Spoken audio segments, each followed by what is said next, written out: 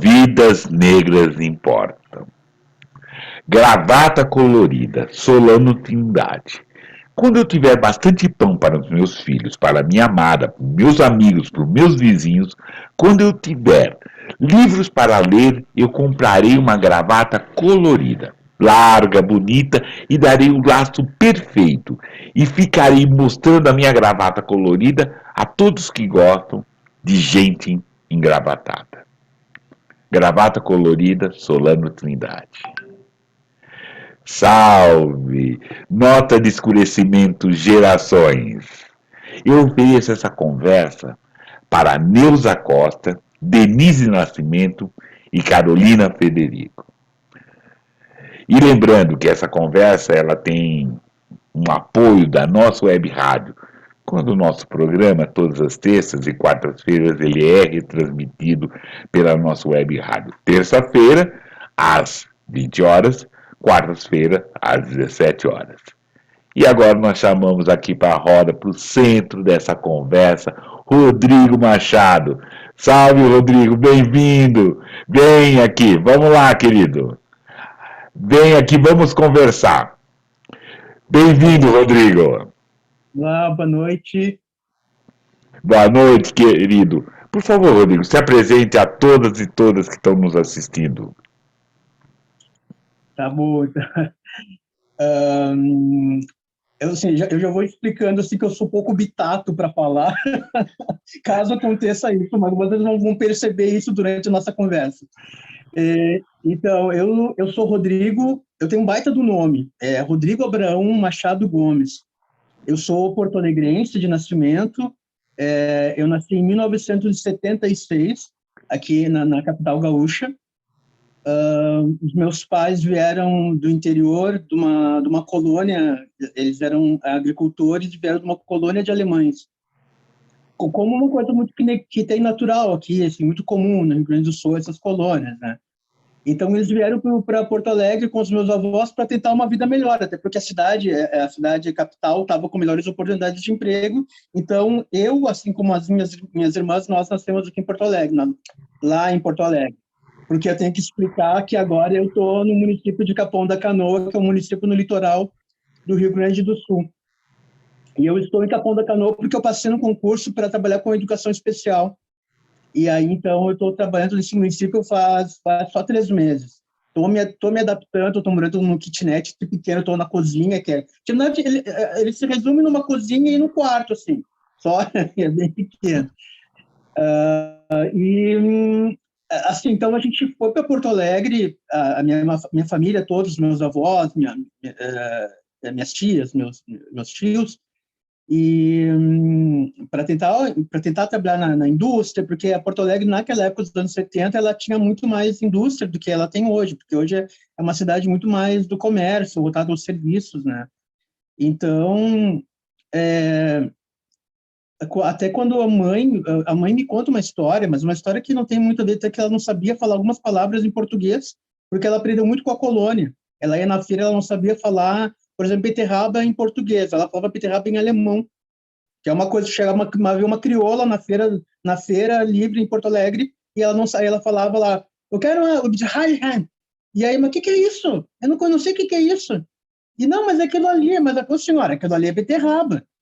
Sabe, são curiosidades, que é uma coisa que pode ser comum aqui, né?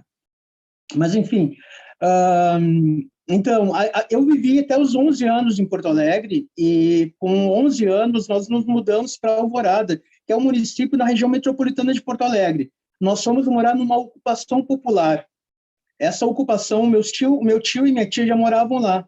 É um município muito pobre. E lá existiam uns conjuntos habitacionais que estavam meio abandonados, assim, e que deu algum problema de contratos, alguma coisa com o departamento de habitação daquela época, então estavam meio que embargados. Então surgiu essa ocupação popular e meu tio levou a minha mãe para Alvorada para ocupar para integrar essa ocupação. Então nós conseguimos apartamento, porque até então nós morávamos em Porto Alegre pagando aluguel. E a minha mãe era que foi uma empregada doméstica, quando veio do interior, trabalhou muito tempo como empregada doméstica em casas de família, como se fala, né? Eu nunca entendi muito bem essa expressão, casas de família. Tipo, as outras casas são casas de família, mas a nossa casa é o quê? Mas, enfim, aí então a mãe trabalhou muito tempo em casa de família, ela aprendeu a cozinhar, ela já sabia cozinhar com os nossos avós e tudo, mas ela aprendeu coisas um pouquinho, às vezes, mais requintadas, talvez. E aí a mãe, depois que saiu de casa de família, assim, ela foi trabalhar em cozinha. Ela trabalhou muito tempo no restaurante também alemão de Porto Alegre, ela fazia umas comidas em pratos típicos e comida feijoada também ela fazia também, porque eles serviam também. E aqui é engraçado, no Rio Grande do Sul, feijoada só é servida no inverno. Eu comia feijoada só no inverno. A gente não tem hábito de comer feijoada em outra época do ano, a gente acha muito estranho. Mas voltando para Alvorada, assim, nós fomos então, para essa ocupação lá em 1987. A ocupação lá do 11 de abril, que é onde eu morava, lá em Alvorada, foi uma das maiores ocupações daquele ano. Ela desencadeou as outras ocupações que teve aqui na região metropolitana de Porto Alegre e desencadeou ocupações até pela América Latina e pelo Brasil afora. Primeiro pelo Brasil e depois pela América Latina. E, assim, foi no começo para uma criança que via aquilo, assim, nós termos mudado, nos mudamos meio que à força, assim, né? Foi muito rápido. A mãe, ela trabalhava, fazia às vezes 2 faxinas e ainda tinha um trabalho no restaurante para poder pagar o aluguel, né? E eu não tenho, claro, eu tenho pai, porque eu não nasci do vento, mas o meu pai, ele nunca, não me tem, ele nem sequer me registrou. Então, assim como minhas irmãs, ele é um pai que vinha, ele era caminhoneiro, ele já conhecia minha mãe lá no interior, era na mesma família, as vizinhas, mas era um cara que é meio boêmio, então ele não tinha muito essa... Ele não estava muito afim mesmo, assim, na real.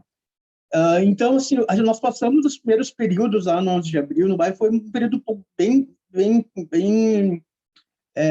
tenso, porque havia os pelotões de choque que viriam para retirar as famílias dos imóveis, sabe?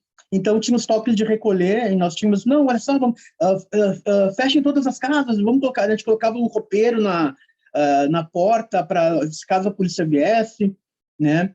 E nós moramos lá durante mais ou menos uns 5 meses sem energia elétrica, até que tivéssemos energia elétrica, mas depois de algum tempo as coisas ficaram registradas, tudo dentro o imóvel passou a ser do nosso nome, no nome da minha mãe, e recebemos a energia elétrica, e assim, e eu morei lá até 2009. Aí depois eu fui morar na mesma cidade, em Alvorada, mas com uma casa pelo programa do governo federal, ainda do governo Lula, ainda que ele era anterior à Minha Casa Minha Vida. Aí eu consegui uma pequena casinha ainda na periferia, porque Alvorada é uma cidade muito periférica, uma cidade é uma das cidades dos municípios mais pobres em termos de PIB do Rio Grande do Sul, né? Mas tem uma gente muito trabalhadora, pessoas muito criativas, artistas realmente muito importantes nessa cidade, assim como tem em Porto Alegre também. Acho que era básico. Não, não é. Nunca é essa base. Isso é apenas o começo de uma boa conversa, querido. Começo de uma boa conversa que é legal você fazer e nos situar e me situar toda nessa trajetória de onde o Rodrigo veio. Conta mais de onde você veio. Tem mais coisa aí. Tem mais coisa, por favor. Sim, bom, assim, então, assim, a minha infância toda foi em Porto Alegre, e nós morávamos num bairro ainda assim que para muitos era considerado um bairro chique, assim, sabe? Porque eu não posso inventar uma história, tipo dizer assim, porque, por exemplo, se eu pegar alguns escritores de Porto Alegre, por exemplo, tem um amigo, um outro escritor de Porto Alegre que tá muito bem consultado agora, que é o Faleiro, ele mora na região ali da Lomba do Pinheiro. Então, na minha família, quando eles vieram do interior, foram morar no bairro Higienópolis, que é um bairro que tem até em São Paulo, né? Sim. E que era uma riqueza ali, porque, na verdade, o bairro de Higienópolis, em Porto Alegre, naquela época dos anos 70, anos 60, ele estaria mais próximo da região norte, que seria a região industrial de Porto Alegre. Então, os meus avós, eles se estabeleceram ali. Mas nós morávamos nas casas de madeira. Umas casas que antigamente em Porto Alegre existia, assim, para quem é mais antigo, existia a tal das peças do Paulo Bing. que era tipo Vila do Chaves, assim, entendeu? Embora deviam vir várias casas, mansões, assim, nós morávamos lá naquelas vilinhas ali apertadas. Nós não tínhamos nem banheiro em casa. O banheiro era o banheiro coletivo para cerca de 7 famílias, né? Mas daí todo mundo falava assim, mas mora em Higienópolis e tal, mas ninguém, né? Essa é a questão. Quando eu fui morar em Alvorada, falava-se muito nisso, né?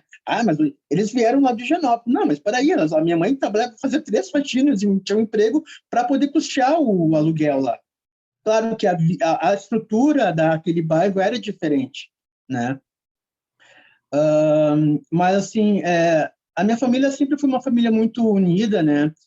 E sempre nos recorremos muito, sempre fazemos visita aos primos de todos os bairros.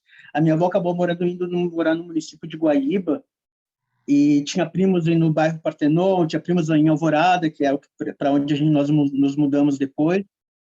E o meu interesse, não sei se eu posso já ir falando, assim, Pode, por favor, por favor. Estamos aqui para ouvi-lo, por gentileza.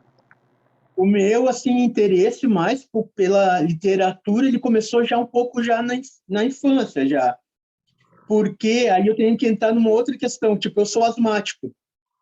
E uma coisa que é muito, tipo, a gente, no Rio Grande do Sul, tipo, como os invernos, outonos são muito rigorosos, a gente acaba, a minha tia era asmática, tem uma doença hereditária que a gente acaba pegando vem de tios, de avós, das mães, dos pais.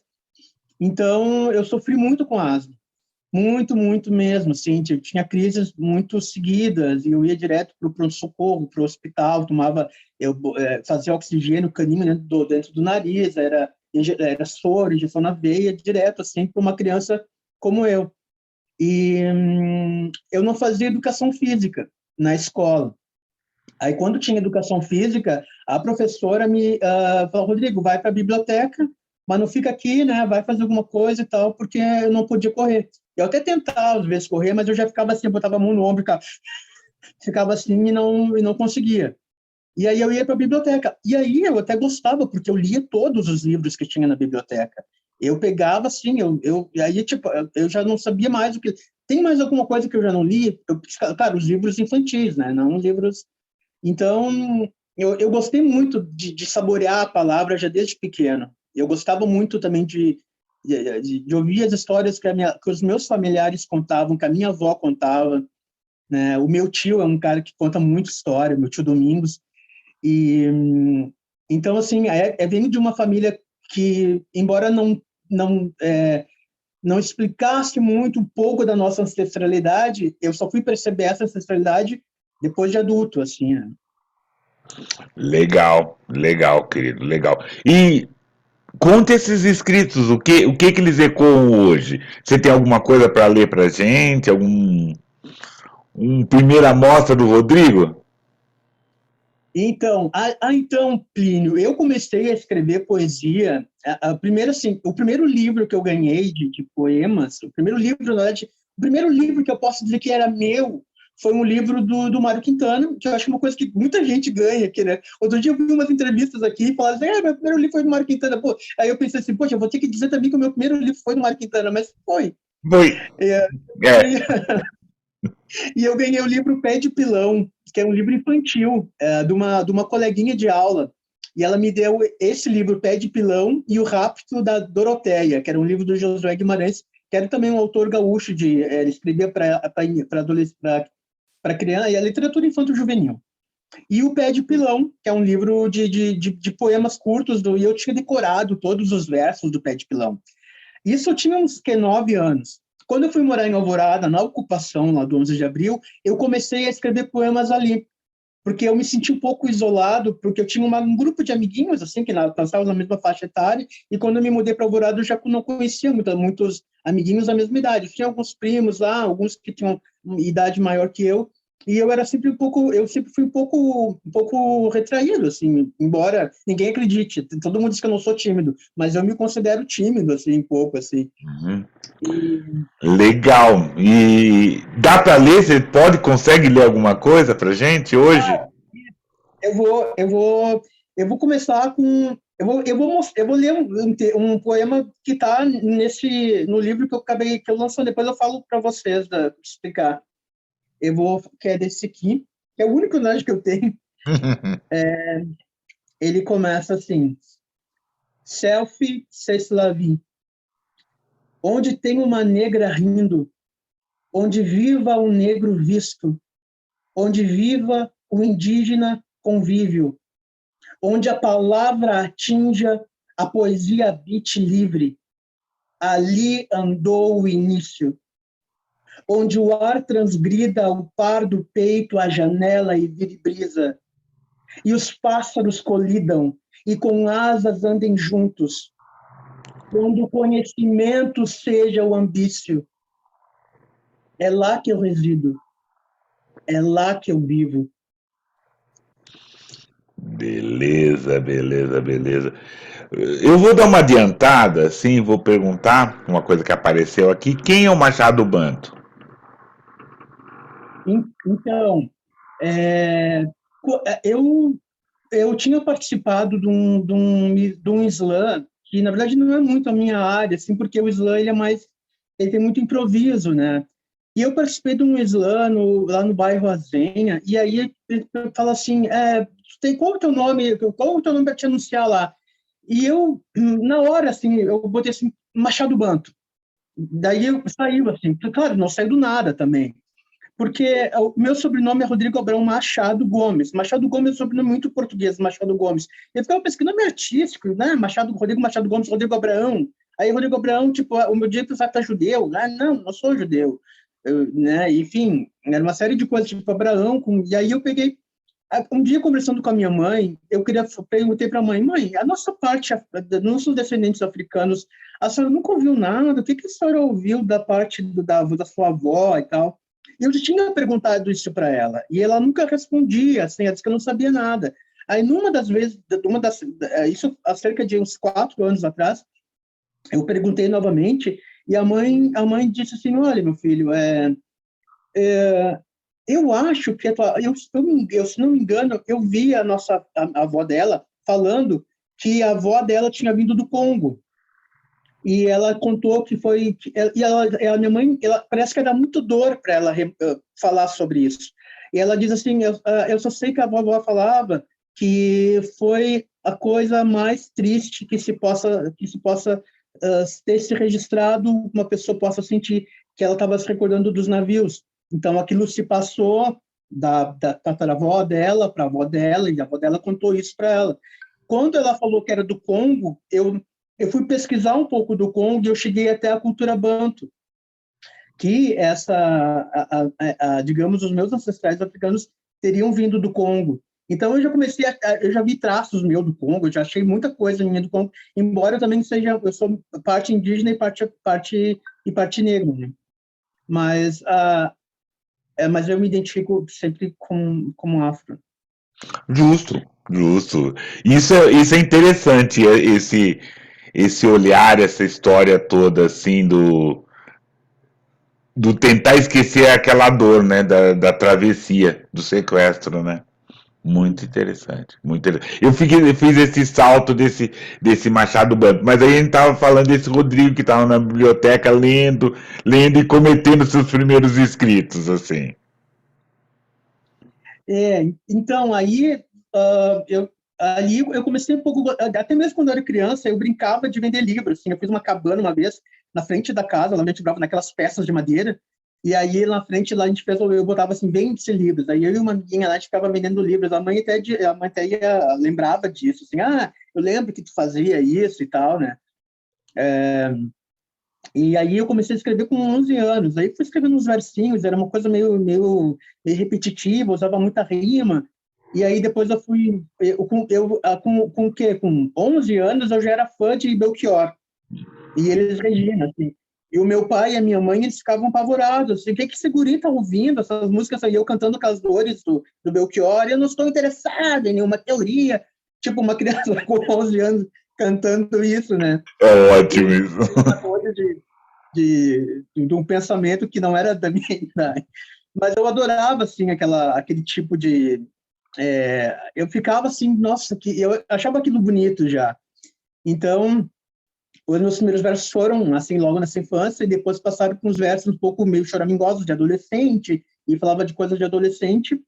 E somente agora, com os meus, o ano passado, quando eu estava com 45 anos, que daí a minha mãe faleceu faz pouco mais de um ano e alguns meses, na pandemia, mas ela não morreu de Covid. E aí, para eu tentar me distrair, já haviam me convidado para lançar um livro. E eu até queria ter lançado o livro para uma editora aqui, que era editora que publicava só negros, assim, só artistas, escritores negros.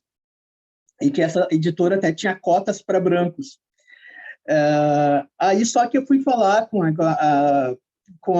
os editores, aí tinha uma fila muito grande para publicar, assim, eu ia ter que esperar muito tempo. Isso foi antes de 2021, foi lá pelo 2018, por aí. E então eu deixei o projeto, esqueci o projeto, não quis pensar em publicar até então.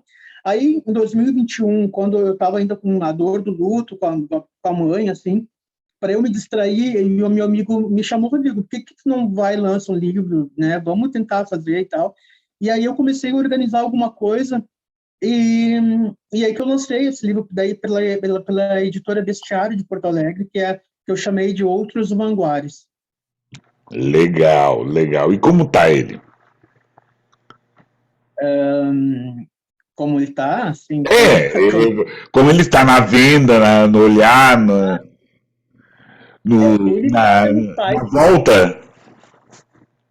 Sim, ele tá sendo divulgado no site da editora Bestiário, e tipo, eu tenho alguns exemplares comigo, tipo, se alguém quisesse os exemplares também poderiam me chamar pelo Instagram, que qualquer coisa eu poderia enviar também, porque aqueles lá que tá né, vai tratar diretamente com o site, e aí o site mesmo que vai providenciar. E assim, cara, sabe, Plínio, eu não sou, cara, como eu sou muito assim, amador, na verdade, não sei, eu posso dizer que eu sou amador, mas eu não sou uma pessoa que sabe mexer muito nas redes e tal, assim, eu não sei muito ficar divulgando meu trabalho. Eu gosto muito de escrever e gosto muito de ouvir poesia dos outros, eu gosto de ler também as poesias dos outros, e, e gosto muito da palavra, e gosto muito da fotografia, de fotopoema, assim, eu gosto muito de trabalhar com essa arte, assim, esse viés, assim. E aí, então, voltando para o livro, eu acabo me desfocando. Aí, então, voltando para o livro, ele tá lá, assim, e no livro ele tem fotos também. Por isso que ele, tipo, um livro que tem fotos. Vou ver só as fotografias, mas, tipo, ele também tem fotos também, são fotos minhas. Deixa eu te mostrar uma maior aqui.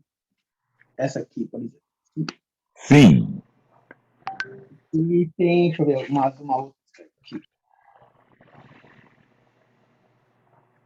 São fotos assim de câmera de celular, mas que eu queria tanto que estivessem presentes no livro, sabe? Aí eu mandei para o editor do projeto, ele pegou e falou assim: eu gostei. Daí ele fez da maneira que eu mandei para ele aprovou e, e lançou, assim. Agora, eu gostei muito dele, só que ele saiu também num formato, Plínio, de formato plaquete, que é um formato mais econômico, que isso existia muito, parece que lá na França, de formatos de livros plaquetes, assim, né? Então, porque ele acabou sendo mais enxuto o tamanho dele e a diagramação também, a quantidade de folhas, tanto que ele é fininho. Uhum. Mas a qualidade das folhas, então sai do jeito que eu queria. A capa dele foi uma foto aqui no litoral do Rio Grande do Sul, na plataforma de Tramandaí. Quem é aqui do Rio Grande do Sul sabe, que é a praia de Tramandaí. E aí eu tirei essa foto porque quando eu fiz a foto, havia assim uma história que eu pensei, outros vanguardes, numa história é como se se essa ponte fosse reto, ela sairia no outro continente, né? E eu poderia tanto ir por cima quanto se eu quisesse ir por baixo. Se eu fosse um peixe, eu poderia ir por baixo. Se eu fosse alguém que tivesse, né, super nada, sei lá, tivesse escamas, coisas assim, poderia ir, ou então eu poderia ir caminhando por cima. E era essa coisa de uma profundidade, assim, que eu lancei, eu botei. E eu coloquei de introdução um texto do Cruz e Souza, aqui nele. Qual texto? Uma referência de um autor negro do sul do país também. Qual texto você colocou do Cruz de Souza? Ele está num livro. Quer que eu leia? Oba! Com certeza. Tá, é assim. Eu não pertenço à velha árvore genealógica das intelectualidades medidas, dos produtos anêmicos, dos meios lutulentos, espécies exóticas de altas e curiosas girafas verdes, esplenéticas de algum maravilhoso e babilônico jardim de lendas. No impulso sonâmbulo para fora do círculo sistemático das fórmulas pré-estabelecidas, deixei-me pairar em aspiral essência, em brilhos intangíveis através das nevadas, geladas e peregrinos caminhos da Via Láctea.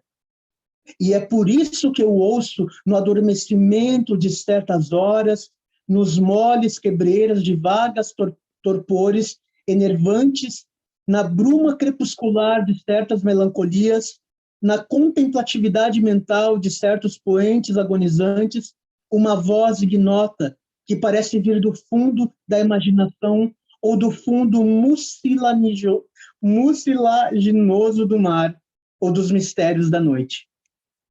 Cruz e Souza. Muito legal. Muito bacana. Muito bacana. Umas palavras bem.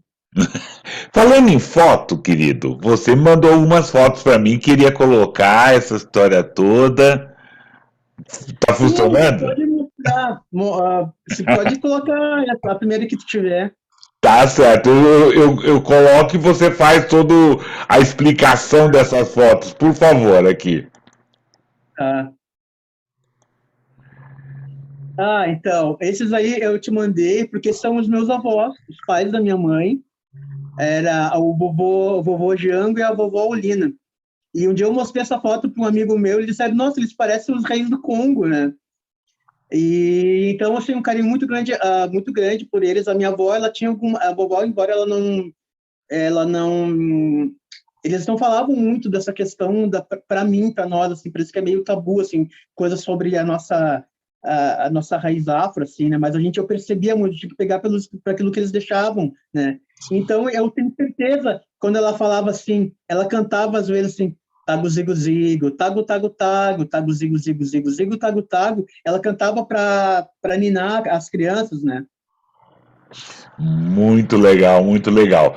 Posso continuar? Pode, pode.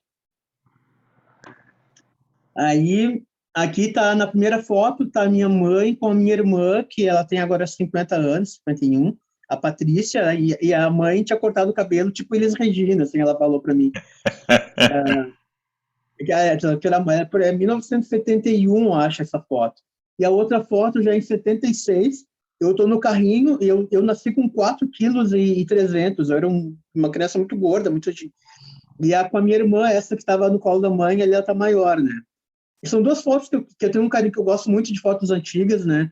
E a do arquivo familiar eu queria trazer um pouco para ilustrar um pouco a conversa também, assim, da minha Não, ancestralidade. e ilustra muito, e aí é uma questão que eu chego assim, onde eles,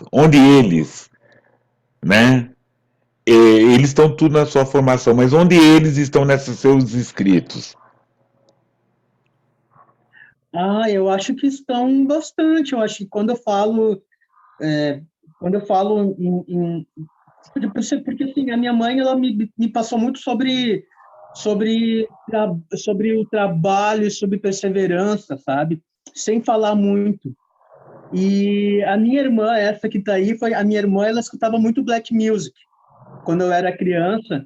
Então, a minha irmã lá em Porto Alegre, ela ia para os bailes black. Então, assim, se eu tenho alguma referência de black music quando eu era criança, é dessa minha irmã, que ela ouvia Commodores, ela só ouvia música black daquelas, tipo, Kool the Gang, é só música, assim, dessa época, que era um clássico, assim, da música negra, e ela ia para esses bailes, assim. E a minha referência dessa minha irmã é isso, além dessa cultura musical que ela me trouxe, né? Com certeza. Querido, vou pedir para você ler alguma coisa, por favor. Peraí. Enquanto Eu, o Rodrigo está procurando, né, todas as coisas, é lembrar para todas e todos que estão nos ouvindo para assinar o canal, né? Ativar o sininho para sempre ter as informações e assim, quanto mais pessoas assinarem, quanto mais você comentar sobre isso, mais pessoas vão poder ver e vai, né? É importante, vamos lá contribuir. O Bantu, nós por nós, nós somos porque nós somos. Vamos colaborar com essa iniciativa, né? Com nota de escurecimento. Tendo tempo, vão lá, assistam outros programas. Nós temos conversas como essa do Rodrigo, muito importante, né? Da Elisandra, que está fazendo quase um ano que a gente teve, quase das quizumbas, né? Com todas as situações que nós vivenciamos, falando sobre essa literatura negro-brasileira, né? Conseguindo sair de alguns eixos, indo para lá, sabendo, olhando, né?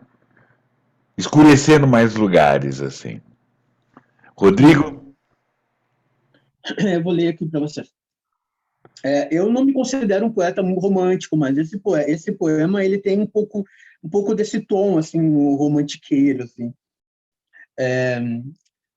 Projeto o amor fora do peito, na ápice, na epiderme de um amigo, no filtro lunar, nos lençóis paineiras, no teto congar, em afetos nas cristas das ondas. Projeto o amor numa selfie, no flash, na folha de um jacarandá, e do que dele se reflita. Projeto o amor que se alastre e se perca, sem conta ou cláusula de sangue, com testemunhas de quero-quero e gaivotas crianças.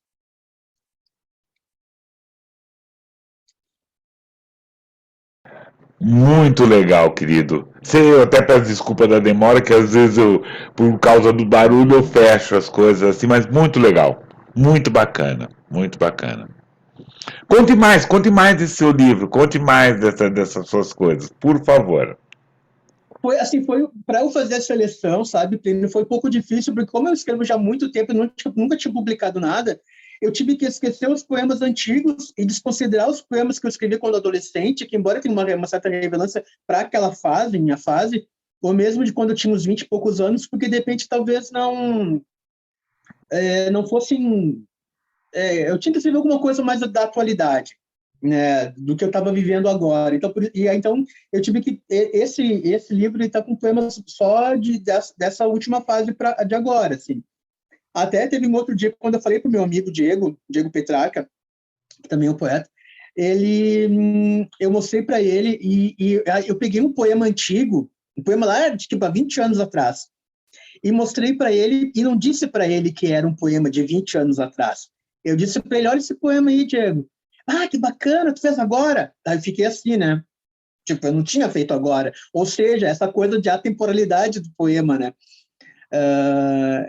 E porque eu queria até publicar algumas coisas que eu tinha feito atrás, que eu tinha escrito há mais tempo, e até eu vou te mostrar alguma coisa que eu escrevi, tenho aqui no meu, para mostrar, a coisas que são de outro período e que ao mesmo tempo não quer dizer. Eu até vou mostrar, posso mostrar agora já? Lógico, por favor. O tempo é seu, né? Não, e principalmente quando a gente está aqui, para mim, eu sou curioso. Falo, vou te mostrar, mostrar agora. Mostrar depois não é vou te mostrar. Aquela história assim. Então, por favor. Sim, só não me peça para explicar o meu poema, tu não Não, vai fazer isso. não, poema, prosa, não se, autor não explica, porque se o autor começa a explicar, ele tira a graça. É que a gente viaje. Não, não peço para explicar mesmo. Bom, esse aqui se chama assim, Solidão Concentrada. Solidão concentrada, nado contemporâneo. Às vezes me esqueço de ontem. Não aprendi a ter medo. Está aí um grande defeito que o tempo não corrige e o computador não medita. Sou mais da escrita por não dita. Tenho preguiça de ficar sentado. Penso, logo caminho. Solidão de mim mesmo apavora até tribo. A realidade romântica choca até meia-noite. Meu medo é não me acordar amanhã, não mais te ver, não te sentir por perto. Não quero pagar para ter paz, nem morrer para obter a novidade. Agora, se me permita, trate da escrita além do conveniente.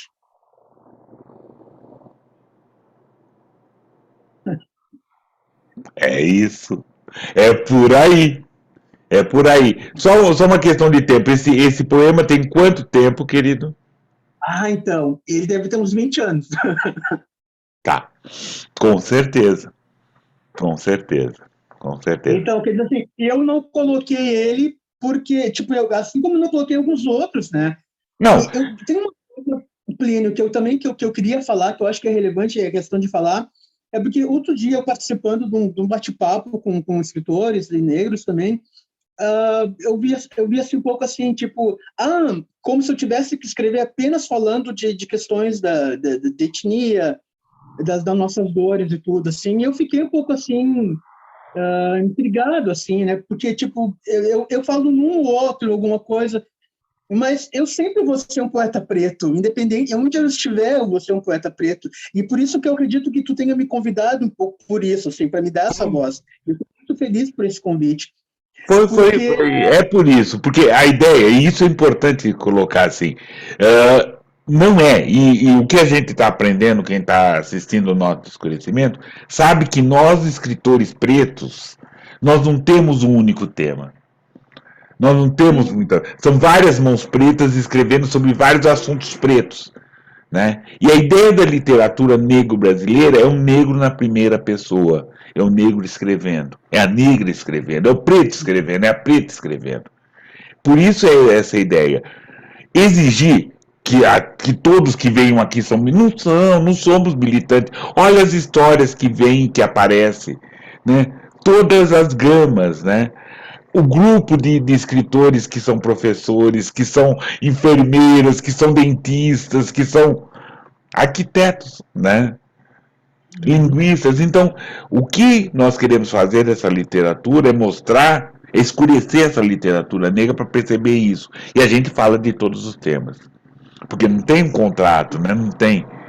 É a mão preta escrevendo sobre várias mãos pretas, sobre olhares sim, pretos. É sim. isso. Né, eu acho que tipo, eu não consigo, sempre que tipo, eu não preciso falar o tempo todo que eu sou negro das minhas dores, das dores, porque eu vou sempre, onde é que eu estiver, assim, aqui, eu ia falar de relatos sobre racismo aqui, mas eu também não queria que ficasse também com essa ideia, porque o Rio Grande do Sul é o lugar mais racista. Não é também assim, entende?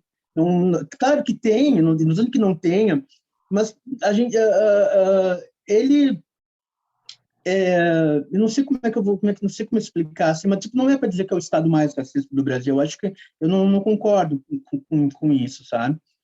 Mas o que eu ia também, o que eu ia falar, claro, agora eu ia falar, mas agora eu vou falar no caso de racismo.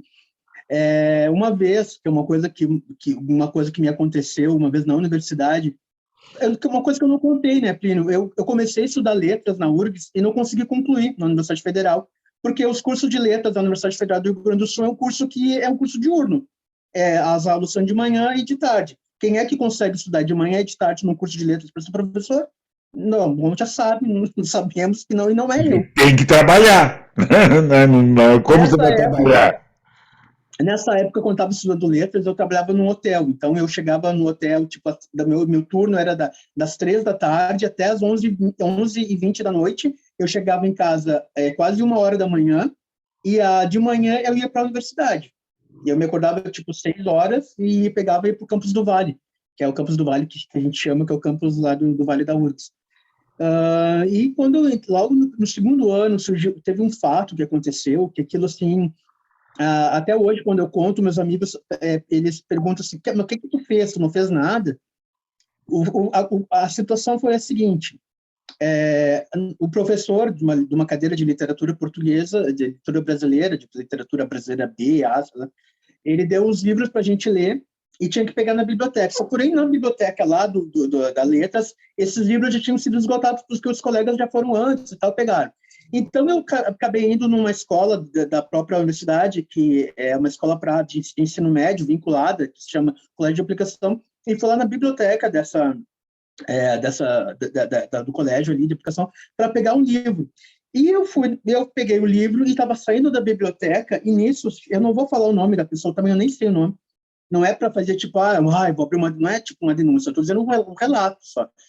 E quando eu saí da biblioteca, eu estava caminhando assim, veio um cara de dentro de uma lancheriazinha que tem lá dentro, e aí ele veio na minha direção e perguntou assim, como é que tu chegou aqui? Como é que tu entrou? Não, como é que tu entrou aqui? Eu fiquei assim, indagado, fiquei assim, como é que eu entrei? Por ali, né? Apontei assim a porta, por ali.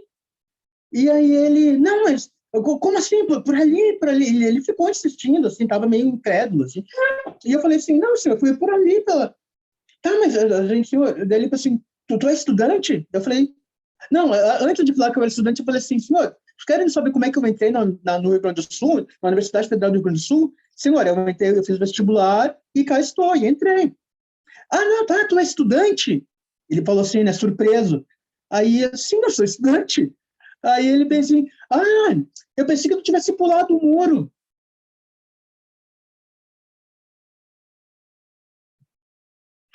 O que que faz essa criatura achar que eu teria pulado o muro ou em vez de ter passado por uma porta?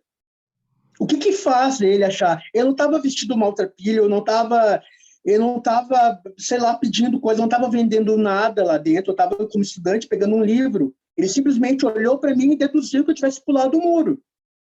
Aí, quando eu subi para a parte da letras, meus colegas falaram, eu contei isso para ele. Rodrigo, tu tem que fazer alguma coisa, que não sei o que. Daí tipo, eu sei que ele era um funcionário, sabe? Ele era um funcionário lá daquele... Mas, enfim, isso foi lá em 2011. Mas assim como coisas que a gente passa e que aquilo vai meio que deixando uma casca na gente, é que a gente vai, assim como uma vez que eu fui no dentista também em Porto Alegre, e que o dentista não queria me colocar, ele chegou para mim, acho que tu não precisa de anestesia, né? Porque, e aí um dia, inclusive, eles chegaram e uma doutora começou a olhar os meus caninos e chamar outras doutoras para olhar os meus caninos, porque ela estava achando que eram muito grandes. E um médico falou assim, que, eu acho que tu não precisa de anestesia, né? Que eles iam quebrar uma parte do meu dente ali para colocar uma massinha e tal. E eu falei, mas por que não precisa de dentista? Depois, olhando, né, aquela história do negro não vai sentir dor, porque ele é mais embrutecido, porque ele, tipo, ele vai... É uma série de coisas, assim, então, que a gente vê e que a gente escuta e que a gente fica incrédulo, mas que isso existe. E quando a gente conta, as pessoas acham assim, nossa, né?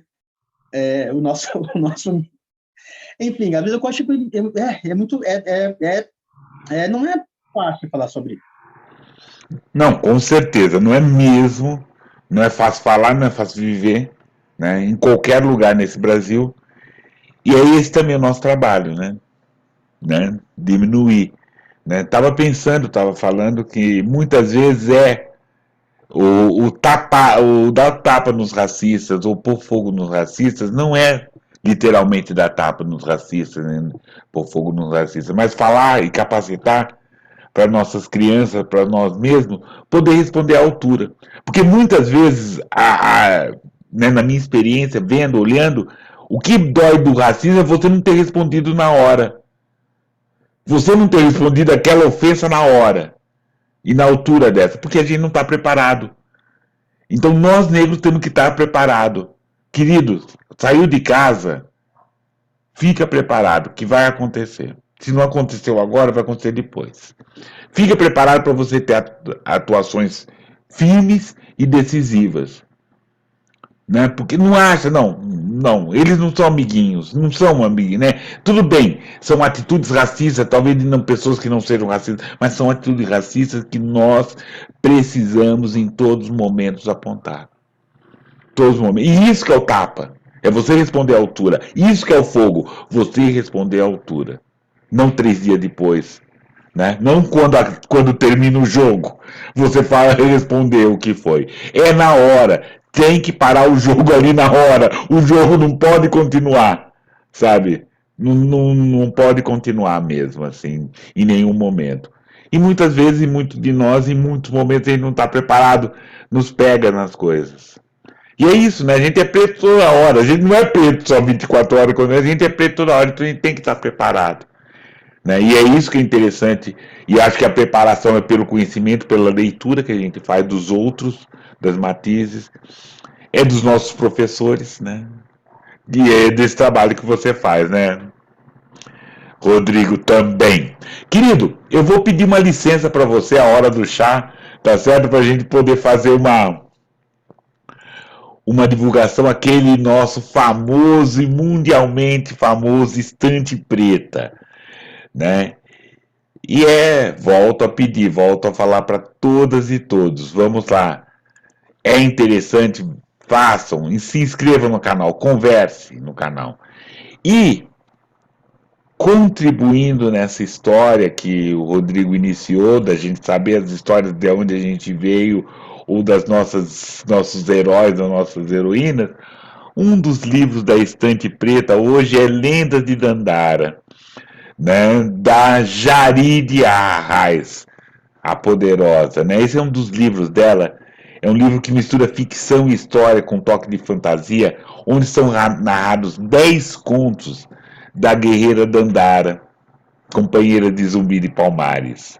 Né? É voltado para o público negro, de todo o adulto, criança. Né? Ela oferece um material inédito para essa reflexão que eu e o Rodrigo estamos falando agora, essa preparação para a luta. Né? Preparar para a luta não quer dizer que você vai lutar, mas você vai estar preparado quando o soco vier. Lendas de Dandara, Jaride Arraes. Vamos lá. Um outro também de outra guerreira é Tapete Voador, da Cristiane Sobral, saiu pela editora Malê. É uma coletânea de contos, né? É o quarto livro, né, da Sobral. São 19 narrativas onde aborda de forma criativa, contundente, inventiva, diversos aspectos dessa questão que a gente estava falando, da questão racial do Brasil. Mas também fala de colorismo, também fala de empoderamento, apontando né, essa identidade desse negro nesse momento. Tapete Voador, Cristiane Sobral, editora Malê. E esse último dessa Vieira, Água de Cabaça, de Elisandra Souza. É nessa água de cabaça que ela traz os sonhos, as esperanças, a água. Água essa que limpa e leva tudo que for para não ir embora. Água que rompe as barragens. Né? São 130 páginas desse momento, dessa poderosa fala, da poderosa escrita da Elisandra, que já esteve aqui e falou bastante desse livro. Né? E que reúne mulheres, olhares, né, de mulheres diferentes. Água de Cabaça, de Elisandra Souza. É isso. E aí, Rodrigo, vamos lá. Querido, que mais você... na sua hora do chá, que mais você nos conta, que mais você nos lê? Meu chazinho de cidró. Opa! Okay. Cidró é para quê, querido? Olha, eu não sei muito essa do cidró, talvez eu não sei, mas assim, eu acho que ele é um pouco calmante e a gente coloca muito no chimarrão aqui. Eu, quando tomo, eu acho que também leva para digestão também. Mas é que ele não é propriedade muito dele especificamente, porque tem outros chás que são melhores para isso. Mas quando eu tomo, pelo menos, a minha digestão ela funciona melhor. Mas eu também coloco algumas folhinhas no chimarrão também. Perfeito. Chimarrão e cidró dá um bom chá para uma noite fria que nós estamos vivendo nesse tempo, nesse momento da gravação. Nós estamos em maio e tá frio aqui, tá frio lá, a gente passou por várias situações aqui, né? Então, só um chá para nos acalmar e nos aquecer, querido. A gente só toma chimarrão de noite só. E uma coisa que eu acho que nos aquece e nos ajuda na nossa digestão são poemas do Machado Banto. Temos mais alguns? Sim, sim. Eu posso ler dois, porque são dois curtinhos. Pode ser? Por favor. Esse começa assim.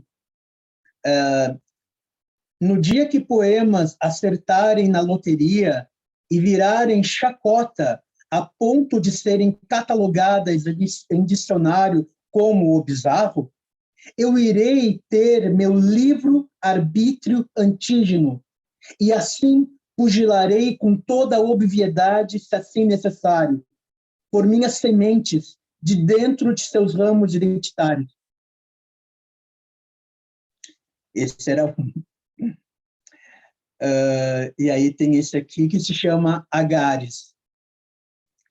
É a precipitação das garças, a habitação dos vasos, o paradeiro dos barcos, um destino para os sábios. Os peixes que povoam outros arbítrios sísmicos, outros vanguares, verde licor de trigo, absínteses, outras casas de passagem líricas.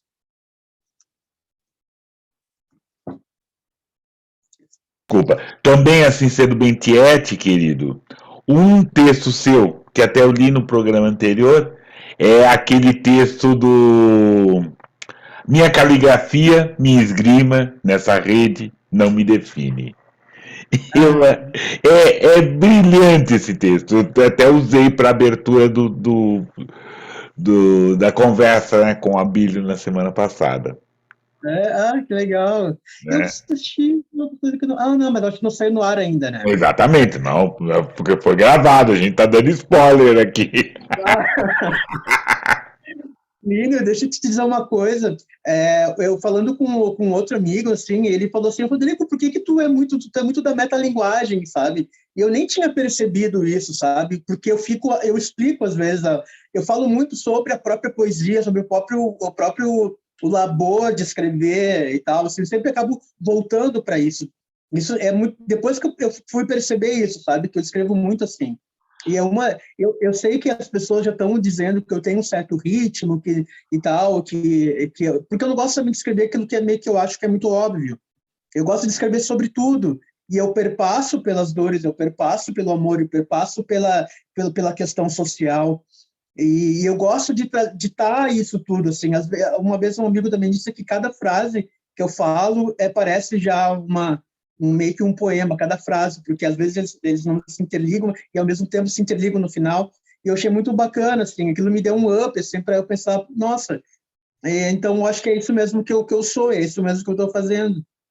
Querido, né, o palpite completamente descartável é assim, a escolha de Cruz de Souza não foi à toa. Né? Ah, Então são trilhas, né, de antepassados, de tios, de avós, de Cruz de Souza que estão na frente que a gente vai atrás, né? Ou vai atrás, ou olha por admiração, ou olha por também fazer isso que ele faz, porque ele também fazia muito essa questão da metalinguagem também, desses outros símbolos, né? Então, uhum. une tudo isso, tem esse entendimento. Você conta desde o começo, né, da onde você veio, né? Palpite completamente descartável, assim. Legal, querido. Eu vou pedir uma outra licencinha para você, bem rápido, né? Para para gente conversar, né? Deixa eu aqui até. Isso é bem interessante. A gente tá fazendo as coisas, tá fazendo ao vivo, então tem que ter esses cuidados, assim. E é lembrar que esses nossos programas estão sendo gravados, né? E quem é que vem no nosso próximo encontro? Então, no nosso próximo encontro, nós vamos ter, deixa aqui, a Maria José Zezé. Ela vem falar que é também uma escritora, né, de longe, fazendo um outro trabalho, vindo de um outro lugar, né? Uma outra mão negra falando sobre essa questão negra também. Também. E é muito interessante, Zezé, também é um azougue, é uma conversa muito boa para a gente fazer. Então fique atento, semana que vem, no nosso próximo encontro, Maria José Correia. E é isso, querido. Quero que você leia, a gente já está nesses momentos mais tranquilos, né? Que a gente tá terminando essa nossa conversa. Tá muito bacana. E agradecer imensamente a sua gentileza, a sua disposição de a gente estar conversando, tá aprendendo um pouco, que é o Rodrigo Machado, Machado Banto, né? E perceber que a nossa literatura, e qualifica, né? A nossa literatura é muito potente, é muito forte e é muito profunda. Né? Então nós temos essa metalinguagem, nós temos o descaramento, nós temos o mau comportamento, nós temos o bom comportamento. A literatura negro-brasileira somos nós e temos muitas coisas. E é muito, Sim. fiquei muito feliz de você a gente estar podendo conversar e estar aqui. Não, eu também estou muito feliz também de participar, assim, ainda mais contigo, que é um mestre também em literatura, e de saber que nesse programa já deram tantos escritores maravilhosos, assim, que eu acabei conhecendo, e que eu já fui atrás, já fui te seguir no Instagram, já quero comprar o livro, que é um curso que eu não conhecia, e tu tá trazendo isso, gente, de tudo, de toda parte do Brasil, né? E eu falei para minha irmã, olha, eu falei assim para as minhas irmãs, olha, eu vou participar de uma entrevista que foram escritores assim, tipo, até Conceição Evaristo, sabe o que é isso? Sabe o que é isso? Sabe o que é isso? Você tem Conceição Evaristo, você tem Cult, Esmeralda Ribeiro, Cristiano Sim, Sobral, Elisandra, Cláudia, né, sim, Oswaldo Faustino. Então,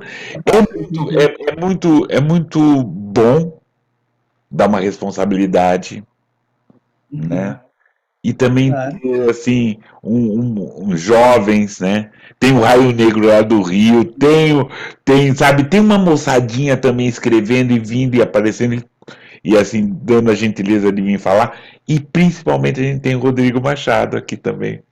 Né? Tamo junto com a gente. Muito obrigado, mas você não sai sem pelo menos 2 poemas, querido. Tá, vou deixar separadinho aqui. Então bora. Pode começar. Pode falar? Opa, por favor. Ah, sim. Tá. Esse aqui, então, que é, eu fiz aqui, meio que uma provocação. Ele é um provocativo. Se chama Posto Indeferido. Não é a sua aprovação, muito menos o seu desprezo, nem seu palpite, nem seu despiste, suas influências, sua ascendência, sua cara de nojo, seja pelo que leio ou pelo que absorvo. Não é por seu asco, sua vaia, qual coisa que joga na cara a sua ladaia, na fila do trem ou do metrô, na longínqua dos sonhos, na Bienal de Amores, no rumo que eu enveredo o meu aconchego, em súmula conta-gota, no tamanho da minha boca, na lisura dos meus versos, se nele estão ou não os meus gestos, minha clave, meu tambor. Esse também, então, um comentário. Esse também eu fiquei namorando para declamar, mas eu não consegui pegar o tom que eu gostaria, assim, então eu deixei mais o outro, assim.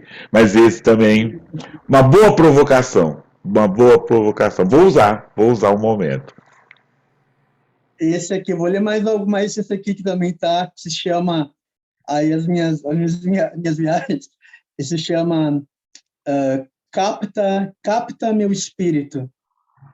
Me cola cartazes e me grifa, pinta, risca, transborda, ativa telepatia, existe. Instala no break, assiste séries de TV, se diz cético, não sexista, anda de Uber quando tem médico, estuda horas a fio a alma alheia a tudo.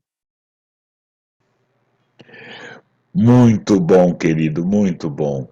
E Obrigado, obrigado. é isso, Rodrigo. Eu agradeço demais sua gentileza, né? Não sei se é o Te agradeço. suficiente, mas assim, e me coloco à disposição. Estamos aí, vamos conversar. Precisou que a gente Ah, esteja mais perto. que Parabéns pelos seus inscritos. Parabéns, parabéns obrigado. mesmo. É potente, é forte. Obrigado. Parabéns pela sua luta. E ó, esse vendaval vem, mas a gente passa, a gente sobrevive. Ou em cima da Ah, mesa ou embaixo da mesa, mas que a gente vai sobreviver, Rodrigo, com certeza vamos sobreviver, querido. Muito obrigado. obrigado. Né? E agradeço a todos e todas que tiveram a paciência de nos ouvir. Paciência não, né? Foi um prazer, né? Ficar ouvindo o Rodrigo, ouvindo a fala, né? Vendo o quanto ele é contundente, quanto ele é forte. E assim, é mais um, né, que a gente fica conhecendo, né, dessa literatura negro-brasileira. Estamos lá, semana que vem. Muito obrigado. Abraços a todas, todos. Até. Abraços.